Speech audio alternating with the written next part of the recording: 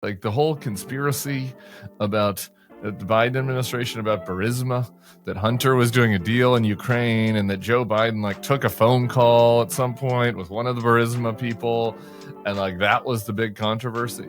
And here we have the shadow president meeting with a counterparty in the Blair House in a formal setting, and the president is saying, well, that's fine because maybe they're just doing some deals. The scale of corruption is just is really mind-boggling.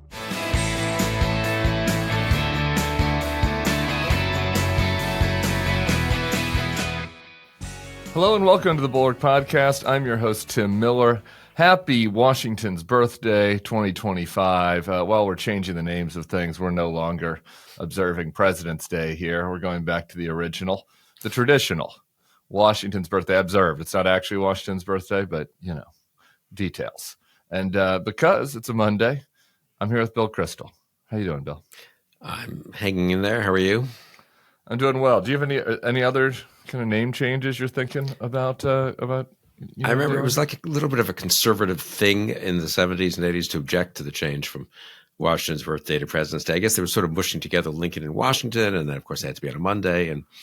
But yes, insofar as it's sort of implies that we equally respect all presidents, it's very bad. And I'm glad I'm glad you've declared the Bulwark policy of not recognizing President's Day, right? I mean, if we can all just adopt whatever names we want, right? Yeah, we're not recognizing President's Day. We're dead naming the Gulf of Mexico. That's just kind of how things are going here. Much to discuss, I guess. It seems like your newsletter this morning was focused on all of the trouble that has been being created from Elon Musk's quasi-governmental Department of Government Efficiency.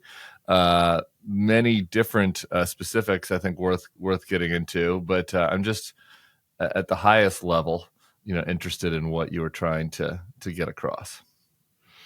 I just what a wrecking ball it is. And as Don Moynihan, the professor of political science at Michigan, says in a very good newsletter that I recommend, and he's a sober guy, serious student of public administration. The point isn't to improve government. The point is to wreck the government and make it more susceptible, wreck the structures, you might say, of the government, of which the civil service is such an important part, and make it susceptible to Trump's personalized leadership and really to autocracy. And so all the idiotic things they're doing, if you sort of individually, it's hard to understand. Why do they want to make air travel less safe? Why do they want to, damage our nuclear safety inspection regime? But if you think of it more as just taking a wrecking ball to the government, you, I think, have a pretty good sense of what's going on. And then I was provoked this morning to write about this particularly. I was going to write actually more about the foreign policy stuff from the weekend, which was the last 4 or 5 days, which was so terrible. We'll be getting to that. But the IRS headline, I guess, broke last night in the Washington Post and in the New York Times. DOGE is insisting on getting into the IRS and into the very, very sensitive part of the IRS that even IRS commissioners don't have access to, which has your tax returns and my tax returns and 180 million or something other. And Trump's tax returns, presumably. What's that? So Trump's tax returns, presumably. So Elon Musk's tax returns, and the DOGE needs to get in there. I don't know why, and look at them, I guess, and have access to them. And they're sort of resisting a little bit at Treasury, and it's up in the air. So it seems like that would be a good moment for everyone to weigh in and say, it's a clarifying moment, perhaps, of what their ambitions are and why it's worth resisting. It is clarifying, and the IRS. I mean, that situation is a little bit murky, I guess, still. But some of the more clarifying elements or some of the other things you referenced, I think it's worth talking about a few of them in particular. With regards to the National Nuclear Security Administration. So there were up to 350 employees that were laid off late Thursday.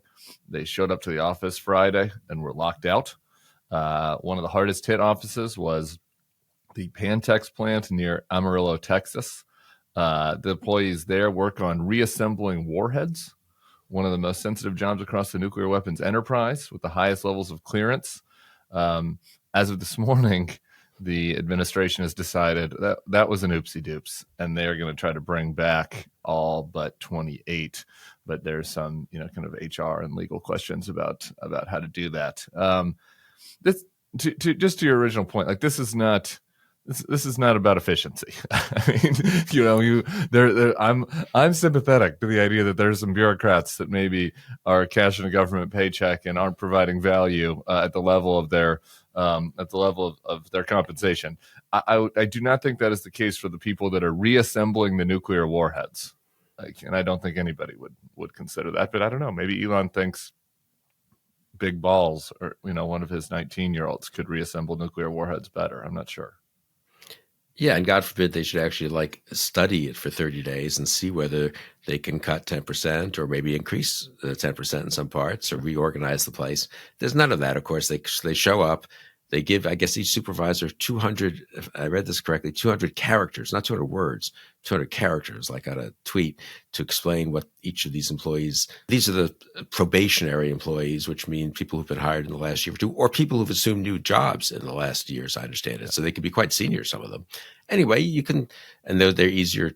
They don't have civil service protections. They're easier to fire. They just went in and fired them. I mean, it's such a wrecking ball. It's so unserious about any of the things government does. This one, I guess, was a bridge too far. There was a public outcry and some congressional outcry and experts saying, what are you doing? And they did retreat, which incidentally is a good sign, which suggests to me that if there was a little more of an outcry in all these areas, including by the Democratic Party, maybe they would retreat a little more. Yeah. Part of the problem, though, is it's happening so quickly, it's hard to get enough of an outcry to focus on a particular thing. So just a couple of other examples. The FAA, we've had 6 plane crashes recently. I don't know. We didn't have a plane crash for 16 years. We had obviously the horrific one outside of Reagan National in DC, but then a couple of other smaller incidents recently. Trump administration has started firing several hundred FAA probationary employees who maintain the air traffic control infrastructure. We've been discussing the CDC and NIH cuts, which are just seem draconian. This one caught my eye over the weekend. Veterans Crisis Hotline employees. This is an individual person, posting on their social media. I'm devastated. Last night, myself and many others at the Veterans Crisis Line were terminated without warning. I mean, like that again seems like a valuable service. So when all of this stuff is happening so fast, it is a little challenging to create the dust that necessary to get them to backtrack, I guess. And I think that's probably their point, right? I don't think they mind backtracking in a couple of cases because a bunch of other stuff ends up flying under the radar. Right. I do think, though, that, the Congress, of course, the Congress is controlled by Republicans, which is a huge problem. The media can do its bit. The civil servants themselves can do a lot and probably should be encouraged to do as much as they can safely do, really, to publicize what's happening and to explain how dangerous it is, and et cetera. But there is this thing called Congress. They do have oversight of the executive branch. They're even organized into committees that kind of, by departments, so that oversee the different departments. There's a subcommittee of the Finance Committee in the Senate and the Ways and Means Committee in the House that oversees the IRS. And I don't know, it seems to me just, that maybe the ranking Democrat on that committee should be just screaming and yelling on every platform he or she can get onto, and screaming and yelling at the Republican members for failing to do any oversight. And that should be the equivalent on all these places, whether it's the FAA or the CDC and FDA and all that. And they're not, I said this to some Democrat over the weekend. It was, well, they're doing town halls, and they're really laying the predicate for fighting on the budget, which is coming out. And it's really all about winning back the House in November 2026, which I don't disagree with in a way. But, that's why these town halls are so important, Tim, because if you do a town hall on February 17th of 2025, it's really going to help you win back the House in 2026. I think you get a little more punch actually out of making this a huge national story of how they're destroying these important government agencies that help us, fly safely and take drugs with confidence that they work and check epidemics and make sure our tax returns are treated professionally. But what do I know? Maybe this town hall where they have some happy talk with 80 people is really better. I don't know. Yeah, I think that you're right about, or this Democrat you talked to is right about, they do seem to be thinking a lot about the budget fight that is coming up. And I had Brendan Boyle over on the YouTube feed at the end of last week, who's the ranking member on the budget committee. And I think he's sharp on this, and I think that their strategies are making sense. And later in the week, we're going to have other folks from the Hill on to talk about what the Democrats are doing. The people that I think are doing a good job. That said, there was a big Politico story over the weekend on this about how far the Democrats are behind on messaging and platforms, particularly in the online media world. And I was quoted in there, and what I said was basically, anything that you tell me they're doing well, like they should be doing 700x, like with like that much more intensity, right? It's just the amount that Trump and Musk are in people's faces. I think I mentioned this the other day, but I was scrolling through, one of my sports podcasts that I listened to, and it was a non-political comment. It was just like the guy on this Barstool podcast was saying, he's like, I'm so fucking sick of Elon Musk. He's like, I just don't want to hear about him anymore. He's like, I feel like the only people I ever hear about are Taylor and Travis and Elon Musk. And like, it's like on somebody that's not political, the show doesn't talk about politics. And I think that's just a telling anecdote though, about like volume and just like how much of the messaging from Trump and Elon is just seeping in to casual Americans. And Democrats like are doing some stuff like on the Hill and in these town halls, but I just like these examples, the Veterans Crisis Hotline, the FAA, nuclear. I like these are all things that if you're really banging the drum, I do think, just regular people are like, real, like, why are we firing the Veterans Crisis line? Like, is that really what's gonna, resolve our $1 trillion budget gap? Like, it doesn't feel like it. Right, and you could show up with veterans, obviously, who benefited from this crisis hotline in your district or not in your district. But I agree, it's partly the volume. It's partly you've got to fight. I mean, the media likes to cover fights. People like to watch fights. They don't like to watch, press conferences where, and I love the Democrats, all this, we can't swing at every pitch, I mean, they're so busy not swinging at every pitch. They're taking called third strikes, if I can torture this metaphor here. Yes. I mean, it's really ridiculous. So swing at every pitch. You'll miss a few, but you know what? If you don't, they've talked themselves into a kind of bizarre form of overthinking where they don't take them on and they've got to preface everything they say. Well, of course, there's probably waste there. I mean, I wouldn't question that. They don't know that there's waste there. For all we know, the FAA is understaffed. The IRS is understaffed. That was pretty convincingly shown in the debates over the last 2, 3, 4 years when Biden tried to increase it. It was a pretty engaged issue and experts weighed in. Not much question that more IRS agents properly governed and controlled, not by DOGE creeps, would help generate more revenue and a fairer, auditing of taxes and so forth, and especially wealthy people who are getting away with some stuff. But anyway, the Democrats are so defensive, so hesitant, so overthinking. This is the problem. I've talked to actually a few Democrats this weekend, and it kind of my head's exploding. Yeah, no, it's true. I've got to calm down. Yeah. Swing at every pitch. I might do the meme where it's like, "Don't make me tap the sign again," which is that, like, actually, yes, swing at every pitch. Right now, I mean, maybe don't swing at every pitch on Labor Day of 2026, but like right now, start. We're really going to beat this metaphor to death, but like do anything to and see what works. I guess. Right. Put the ball in play. Put the ball. Here's we don't know. We can't predict what it's going to say. Right. Put the ball in play. Right.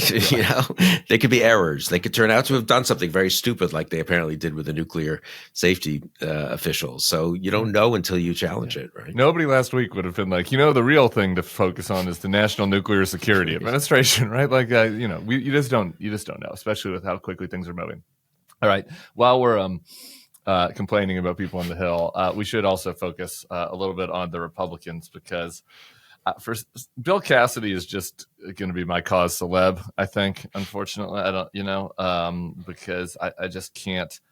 I can't take it with him in particular. So somebody's going to talk about it. Here is a tweet he sent over the weekend. This was on Saturday.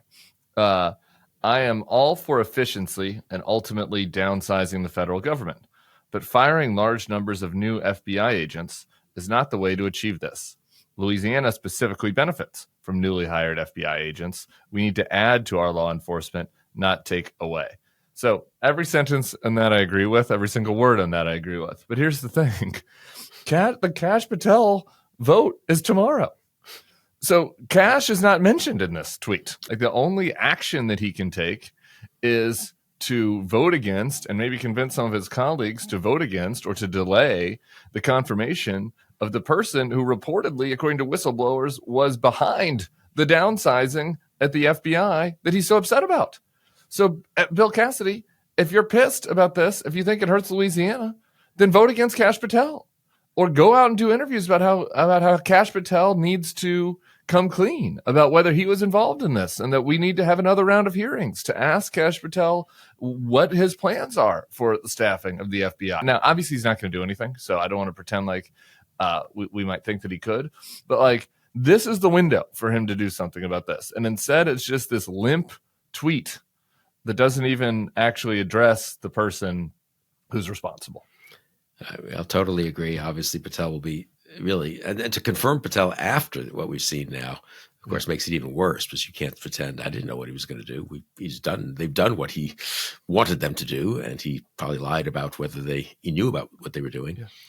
They are senators, on the other hand. They do have appropriations authority, power. That's true. And he also could say, and incidentally, when the budget comes up, and it could be, or the first reconciliation bill, which I guess could be pretty soon, right? And then there's the CR for the government shutdown a month from now, a little less than a month from now.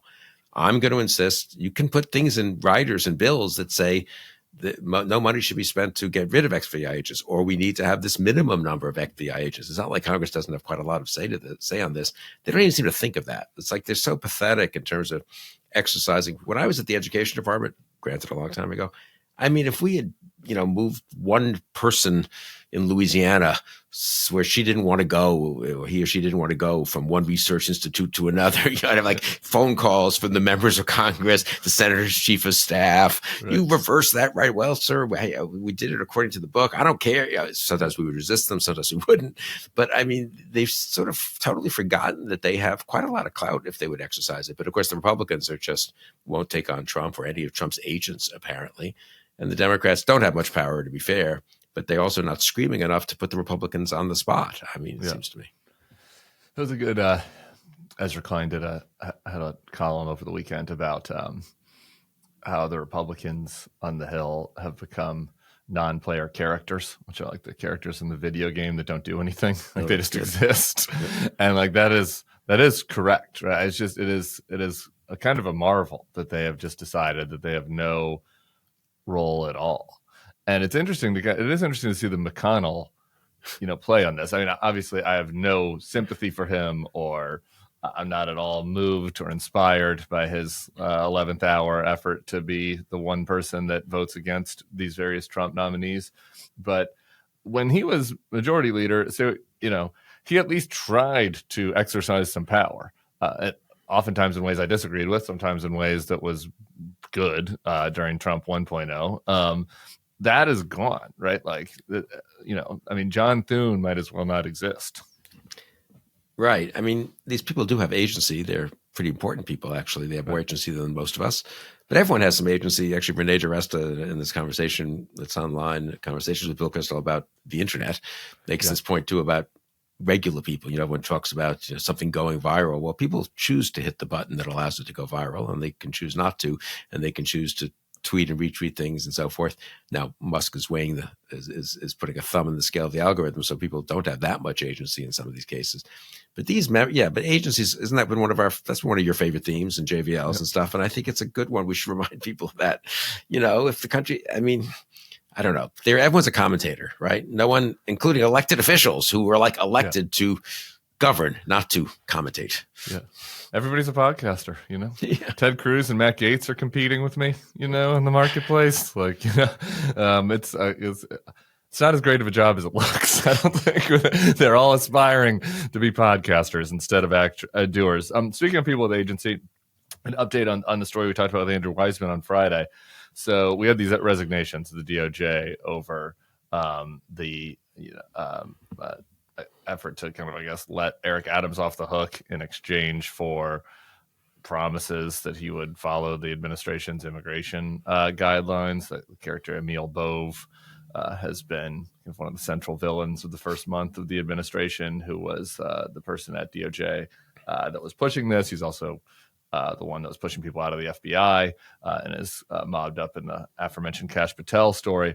Anyway, since we talked last week, we had another person resign over this, Hagan Scott, and I'm going to read a little bit from his statement because it is blistering. Any assistant U.S. attorney would know that our laws and traditions do not allow using the prosecutorial power to influence other citizens, much less elected officials, in this way. If no lawyer within earshot of the president is willing to give him that advice, then I expect you will eventually find someone who is enough of a fool or enough of a coward to file your motion, but it was never going to be me. That was his resignation letter to Emil Bove. This guy, Higgins, gotten 2 Bronze Stars, Special Forces. He, in this letter, he expresses that he shares some perspective of the Trump administration. He clerked for Kavanaugh and Roberts. Times calls him a conservative Republican. I mean, that is a pretty blistering statement for somebody with that background. No, it's a terrific statement. And Danielle Sassoon's letter, she clerked for Scalia, is really excellent. And it's excellent partly because it goes on for 8 pages. Some of it's a little dense for a non-lawyer like me, but it really explains just how terrible what's happening is. And so this statement, in a shorter and punchier way, maybe does as well. So all credit to them, all honor to them. I wish. Meanwhile, Chris Wray, who served as FBI director for 7 to 8 years, he's just decided to check out. I mean, he's not willing to weigh in on the fate of the agency that he led. He personally appoints 5, 6 people, the people who really run the FBI, and they're all fired. And maybe you should say a word about these were good public servants, and they shouldn't be fired. And this is very bad for the future of the FBI. And maybe we need to have some oversight of all this. But no, Chris Wray's busy being a gentleman, I suppose. And gentleman. I mean, his whole point. I don't even know what he's doing. I mean, what are they all doing? I guess I'm just, now maybe it wouldn't matter. No one likes Chris Wray, but he was appointed by Trump. Again, he's not exactly we're not talking about a Biden apparatchik here. So, yeah. Well, Chris Wray's welcome on the podcast if he's looking for something to do. But to credit to Scott and just your point about agency, it is worth just sitting on that for a second. That him and Sassoon, they could have not done this. They could have just gone along with this particular, kind of extra legal, quid pro quo sham that the administration was trying to do. It could have rationalized it's better to be in there, and who knows. And so, I mean, it is a big credit to them for not just resigning, but doing so in a way that is crystal clear about the rationale and the fact that they are adult grown-ups with agency and can make choices about what is right and wrong, which is apparently something that the congressional Republicans haven't come around to. On Wray, again, it is wild. Right, his whole rationale for resigning, for the preemptive surrender, was that he didn't want to draw additional attention to the FBI, and so that strategy totally backfires. Right, I mean, he resigns and he just lets them walk in and fire all of his deputies, and he basically just rolls out the red carpet for the people to do the thing that he didn't want, and then it happened, and nothing. I mean, it just. As a total abdication of responsibility. I'm sorry. He could have forced them to fire him. He could have made a stink about it. He could have testified. He still could testify. Again, the Kash Patel vote isn't until tomorrow. Right. No, and I keep getting assured by people who are on the Hill, some of the Republican senators not very comfortable with the Kash Patel vote. They're talking privately to some FBI veterans. Some of them, know people in the FBI, obviously, over the years, especially if they're on the relevant committees. They're not happy. But, no one is speaking out. The one guy who spoke out, William Webster, the FBI and CIA director from Reagan and Bush, way long ago, who's 100 years old. And he went to the trouble of writing quite a good letter explaining how damaging it is to have the politicization that we're seeing of the FBI and CIA and people totally unqualified for the job in those 2 positions. I think he's the only person to have held both positions. And but again, there are other former FBI and CIA directors. There are other national security officials, and they mostly just decided to, let the new administration have a chance to destroy the U.S. government. Well, we should also shout out the Driz, Brian Driscoll, who's the acting FBI director, who's been really holding the line here so far. Yes, and I think he'll probably be getting fired later this week. We'll see how that shakes out. So there'll be much more to discuss about that. When you buy a new house, everything's a hassle. But the thing that was maybe the most annoying when we bought ours a couple years ago was the window treatments and the blinds was a lot more work and a lot more expensive than I anticipated. And so I'm happy we have a new sponsor that's trying to make sure there's a better way to buy blinds, shades, shutters, and drapery. It's called 3 Day Blinds. They're the leading manufacturer of high-quality custom window treatments in the U.S. And right now, if you use my URL, 3dayblinds.com/thebulwark, they are running a buy one, get one 50% off deal. 3-Day Blinds has local professionally trained design consultants that provide expert guidance on the right blinds for you in the comfort of your home. Just set up an appointment and you'll get a free, no obligation quote the same day. With 3-Day Blinds, you choose from thousands of options that fit any budget or style, and with actual samples, you won't be guessing about what your blinds will look like. 3-Day Blinds has been in business for over 45 years, and they've helped over 2 million people get the window treatments of their dreams. So they are a brand you can trust. Right now, get quality window treatments that fit your budget with 3-Day Blinds. Head to 3dayblinds.com/thebulwark for their buy one, get one 50% off deal on custom blinds, shades, shutters, and drapery. For a free, no-charge, no-obligation consultation, just head to 3dayblinds.com/thebulwark. One last time, that's a buy one, get one 50% off when you head to the number 3, dayblinds.com/thebulwark. Hey, YouTube fam, if you want to support The Bulwark, the best way to do it is by becoming a YouTube Bulwark Plus member. The Bulwark is truly independent. We have no corporate overlords. We're not settling any dumb lawsuits with Trump. By joining, you help support our work, and you can get a bunch of perks right here on this platform. Ad-free content, bonus videos, live streams, and some emojis of me, which I guess some people want. So come join, come hang out, become a Bulwark YouTube Plus member, and I'll be seeing you in the comments. So behave. I want to do the aforementioned foreign policy stuff. A lot happening. There are going to be talks between the United States and Russia and Saudi Arabia. Decided to do this on, I was going to say on Putin's home turf, but I guess since Kushner is the sugar baby of the Saudis, I guess maybe it's on Kushner's home turf. They will hold talks on, quote, improving their ties and negotiating an end to the war in Ukraine. Not involved in those talks is Ukraine. Zelensky was not invited. He's showing up to Saudi on Wednesday. Unclear why. We'll see what happens. Maybe for a PR effort on that front. Meanwhile, European leaders are meeting in Paris to discuss.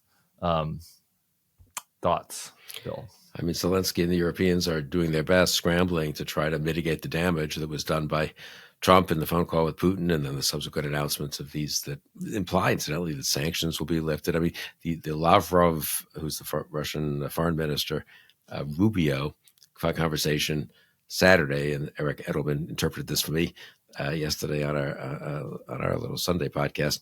We'll put a link into that. It was really good. It's on there. Yeah, thanks. I mean, thanks to Eric. I mean, that, they're sort of implying, at least the Russian readout of the call, that, the sanctions were a mistake. We have to get rid of these sanctions. We have to have close ties again. And of course, Putin and Trump himself said he wants to get together with Putin and so forth. So we're, just the whole resistance to Putin, which had been held pretty well for 3 years, incidentally, with a lot of European nations who started off, everyone assumed they're going to have a tough time doing this. They've held pretty firm. The international resistance, including Asian allies of ours, totally. I mean, without the U.S. there, it's hard to believe it can hold that much longer. And it's hard. One worries a lot about what happens to you on the ground in Ukraine. So, I mean, it's very bad what's happened, and the collapse of confidence in the U.S., the Hegseth speech. We're no longer really too focused on Europe. I mean, what's Europe after all? It's only the place where 2 world wars started in the first half of the 20th century that has been kept at peace for the last 80 years, basically, until Putin invaded Ukraine, the largest ground war in 80 years, which Vance couldn't bring himself to criticize Putin on his speech in Munich on whatever that was, Friday, I guess. I mean, it's all so bad. I mean, it was all going in that direction, and that's why some of us were against Trump and thought it was very, very dangerous to elect him for a second term. But I've got to say, with Musk on the domestic front and the sort of the full America first onslaught on the international front, it's kind of on the, what's the way I have to say this, the worst end of what I thought might happen, spectrum, both domestically and internationally. Yeah, and the international reverberations, I do think that people just underestimate how it will change our role in the world, view of us, our ability to have influence. And there's just this one quote that jumped out to me in one of the articles I was reading over the weekend. It's by Anna Merlikina. She's a journalist. Applied the key from Moripol in 2022. She wrote, the Trump statements is a chain of humiliation for people like me, people who believe that there was law and justice in the world. When you live in a world that is crumbling under your feet, the only thing that helps you survive is to believe in guidelines in civilized democratic countries that uphold values. When countries like the United States cease to be pillars, there's nothing to hope for. Wow. Yikes. I didn't see that. That's really powerful. Yeah. Yeah.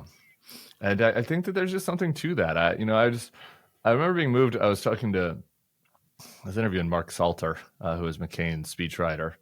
God, must have been 3 years ago. I was living in Oakland at the time. And he was just talking about how when he would travel with McCain, you'd go to random places like small villages and stuff where there are people around the world that where we had helped them when they were pushing back against a tyrant. And it was something they remembered, and it gave them pride and how excited they were and how grateful they were. Like all of those little nodes, like had to add up to something, right? It doesn't mean that the world will end up be perfect or, like it would get a great result, but it had to add up to something. And I feel like this is just undoing, like we've essentially undone all of that in a month. No, it's depressing. It really is depressing and terrible. And I mean, another way of putting it, maybe, I think Eric might have said this yesterday, is the U.S., which has been on the side, basically been on the right side, I would say, for 80 years in terms of freedom and democracy and a decent, peaceful world order, also a prosperous one, incidentally. That's not a trivial consideration, all of which has benefited us. But we've made mistakes, and there are times we've been too close with dictators, and maybe some of these wars were ill-advised and so forth. But on the whole, we've been directionally, you might say, on the right side. You really have to ask the question: is the U.S. now part of the solution or part of the problem? I mean, is Trump? And that's where I think it's so demoralizing for people in Ukraine and people in Europe, and that's soon people in the Indo-Pacific. I mean, they're thinking about a world in which the U.S. is not basically with them. Sometimes, as I say, too hesitantly from the point of view of some of us hawks, sometimes from the point of view of the more dovish parts of the internationalist coalition, too aggressively, but not on the right side. And you hate to even say that. I mean, I really honestly, I don't like saying, I don't want to say. I mean, we're meeting with the bad guys and not inviting the good guys to the table. I don't know how other way there's to describe it. Yeah. Keir Starmer in UK over the weekend expressed that if necessary, the openness to sending peacekeeping troops in. And just, I just mentioned that because just the gap between that and what you're saying from us is so wide. I mean, it's I guess it's not a gap, it's opposite, right? Like they are actually, saying that we will put, boots on the line if necessary to help protect Ukraine. And meanwhile, I guess little Marco and Lavrov are meeting about what Russia can get out of this deal. It's really, really something.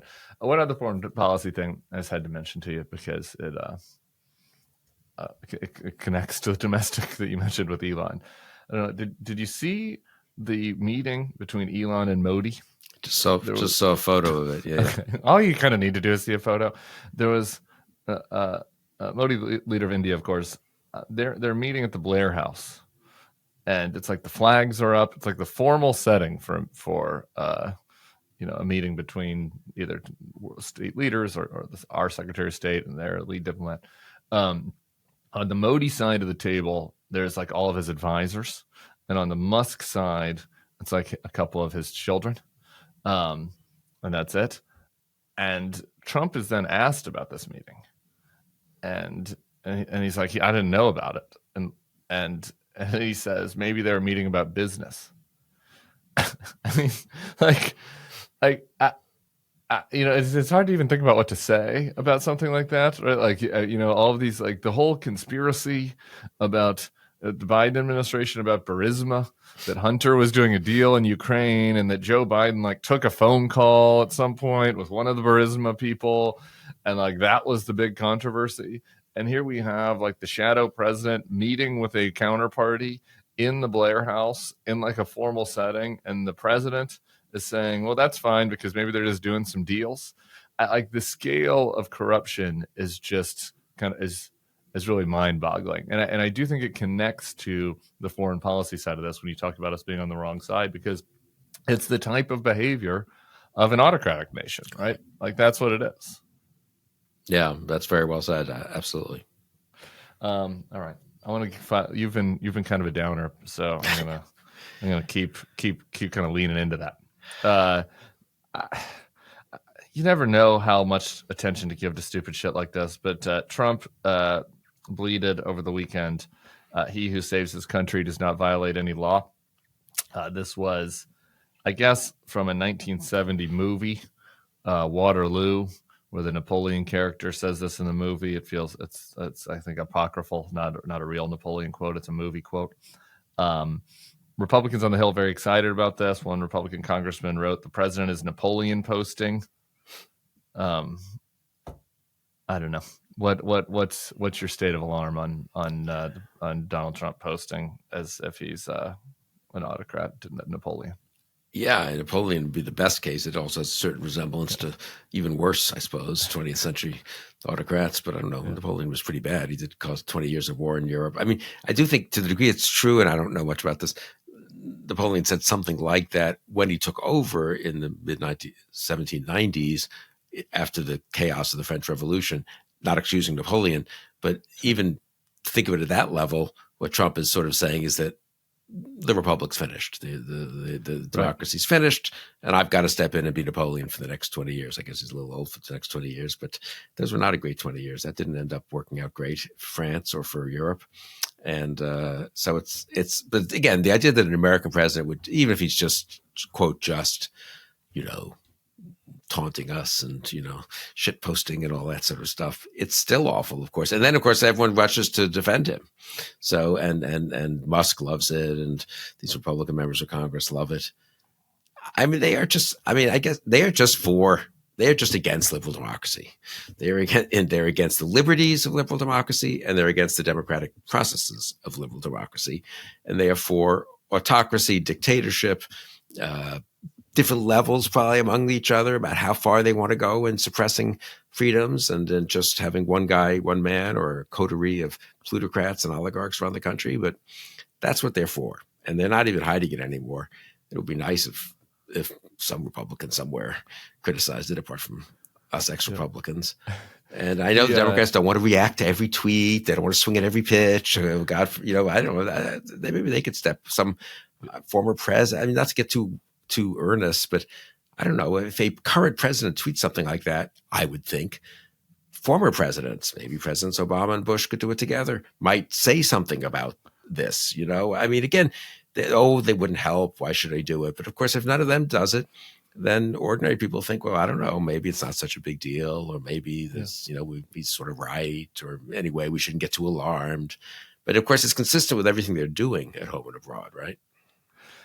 It is. And to your point about kind of their opposition to liberal democracy and the different degrees, Musk was posting over the weekend about how he thinks 60 Minutes should be jailed. From 60 Minutes should be jailed because of that doesn't even matter really what the rationale was for that, but it shows you where their head's at. So you kind of are alluding there that to your request from others to speak out.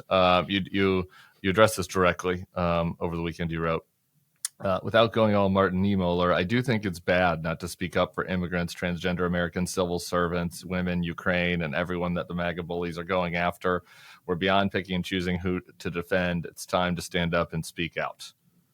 Do you want to expand on that a little bit? Should we? I guess should we leave people with a little bit of a stiffened spine? Yeah, a lesson from Niemöller. I don't think it's so hopeless. I guess I'll come back to this. It's not as if Musk got 73% of the vote or 55% of the vote, right? He got Trump shows up. Well, that's a Freudian slip, but Trump got slightly under 50% of the vote. They have 53 members of the Senate out of 100, 200 and whatever it is, 19 in the House out of 435, a tiny margin, half the governorships and so forth. It's not as if there are plenty of Americans who aren't on board this. And there are some Americans who voted foolishly, in my view, for Trump, who probably aren't on board what he's doing at home or abroad. Incidentally, half the Republicans in Congress voted for aid to Ukraine less than a year ago. So I don't think the opposition's impossible. I don't think we're in a kind of horrible situation of every person who dissents has to be a genuine hero or martyr or something like that. But people do need to take the threat seriously and be serious about their opposition. And we'll have endless debates about the right way to oppose. And I'm not sure I know. I really am somewhat bewildered in some ways. But I got to think just opposing a lot is better than not opposing a lot. Like it's a simple-minded view of this, and opposing across the board actually is better than being really cute and selective. That I think is the part that a lot of the professional Democrats don't agree with. But you cannot just sit there and look at people bullying and just doing things that are obviously not complicated policy issues, but just contrary to people's basic freedoms and contrary to basic decency. Once you accept that, you are at a very slippery slope, I think. We'll leave it there. Bill Kristol will be back next Monday. I'm sure there'll be another parade of horrors to discuss then. Everybody else, we'll be back tomorrow for another edition of the Bulwark Podcast. We'll see y'all then. Peace.